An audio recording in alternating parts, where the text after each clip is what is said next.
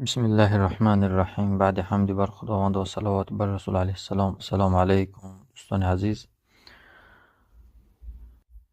ابو هریره رضی الله عنه حدیث را از رسول اکرم علیه السلام روایت میکنند که آن حضرت علیه السلام فرمودند: من نسی و هو صائم فاکل و شرب فلیتم صومه فانما اطعمه الله و سقاه.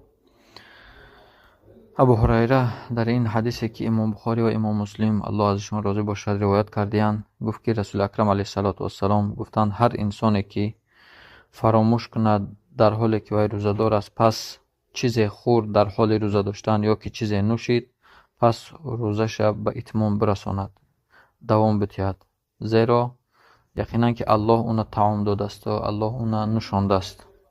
و همین خاطر هر انسانی که از روی فراموشی چیز خورد و یا چیز نوشید، همون لحظه که باید آمد زود باید از دهنش بیرون بکند، چی آب است چی طعام باید بیرون بکند، دوام روزش نیت کند تا بیگاه را دیگر وی قضایی ندارد.